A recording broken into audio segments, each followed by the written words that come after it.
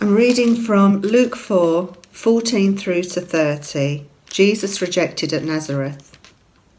Jesus returned to Galilee in the power of the Spirit, and news about him spread through the whole countryside. He taught in their synagogues, and everyone praised him. He went to Nazareth, where he had been brought up, and on the Sabbath day he went into the synagogue, as was his custom. And he stood up to read. The scroll of the prophet Isaiah was handed to him. Unrolling it, he found the place where it is written, "The Spirit of the Lord is on me, because he has anointed me to preach good news to the poor. He has sent me to proclaim freedom for the prisoners and recovery of sight for the blind, to release the oppressed, to proclaim the year of the Lord's favour." Then he rolled up the scroll, gave it back to the attendant, and sat down.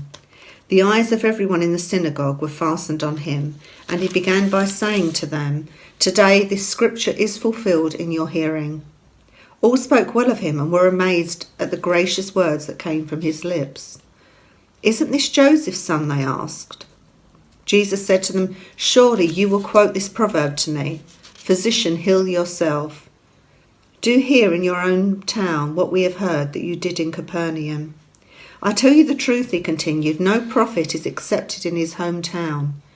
I assure you that there were many widows in Israel in Elijah's time, when the sky was shut for 3.5 years and there was a severe famine throughout the land. Yet Elijah was not sent to any of them, but to a widow in Zarephath, in the region of Sidon. And there were many in Israel with leprosy in the time of Elisha the prophet, yet not one of them was cleansed, only Naaman the Syrian." All the people in the synagogue were furious when they heard this. They got up, drove him out of the town, and took him to the brow of the hill on which the town was built, in order to throw him down the cliff. But he walked right through the crowd and went on his way.